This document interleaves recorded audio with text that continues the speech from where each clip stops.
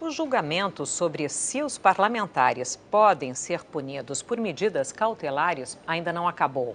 O primeiro a votar foi o relator Edson Fachin. Excepcionalmente hoje, a sessão começou de manhã, pouco depois das 9, para tentar acabar no mesmo dia, antes do feriadão. A defesa dos partidos, da Câmara e do Senado argumentou que a Constituição não dá autorização ao STF para impor medida cautelar a parlamentares.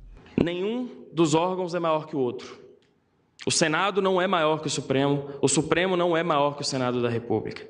Todos nós devemos obediência ao único ente de soberania, a Constituição da República. É preciso, então, servir a Constituição e recusar essa interpretação, me permitam dizer, de ponta cabeça, que pretende ler a Constituição a partir da lógica do Código de Processo Penal e não o contrário. A Presidência da República também se manifestou. Foi através da advogada-geral da União, Grace Mendonça. Ela defendeu que a Corte não pode afastar parlamentares do cargo. Grace Mendonça procurou explicar a existência de 2 pareceres da AGU com posições diferentes. No ano passado, a AGU entendeu que o Supremo poderia adotar medidas previstas no Código de Processo Penal contra deputados e senadores, sem precisar do aval do Congresso. Agora diz que a aplicação de medidas cautelares contra parlamentares é ilegal. A primeira delas, em que o presidente da República expressamente se manifesta pela constitucionalidade sem adentrar no ponto específico da interpretação conforme. A segunda manifestação, provocada por essa Suprema Corte, inclusive pela relatoria, o presidente da República enfrenta a interpretação conforme e aí sustenta exatamente a inviabilidade de se imprimir aos 2 dispositivos 312 e 319 do CPP, interpretação que de alguma forma iniba ou restrinja o exercício do mandato parlamentar.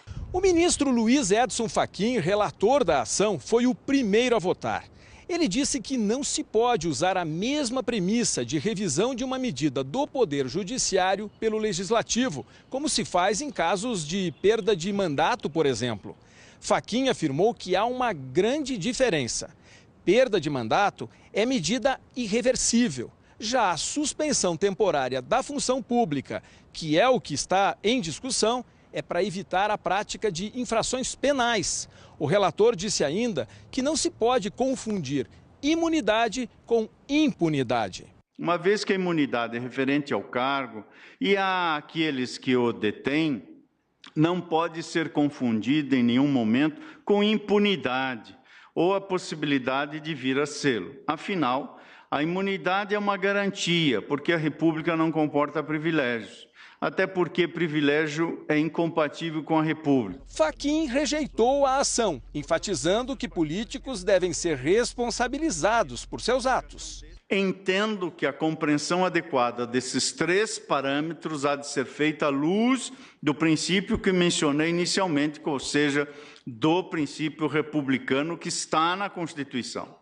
Dentre as emanações desse princípio, caput do artigo 1º, a linha A do inciso 7º, artigo 34, está a vedação da instituição de privilégio, inciso 3º do artigo 19 da Constituição, a proibição de tratamentos discriminatórios, como também, conjugando-se, portanto, o 3º pilar desse tripé, a responsabilização dos agentes políticos pelos seus atos, e esse tripé constitui, portanto, o seu desdobramento que entendo indeclinável.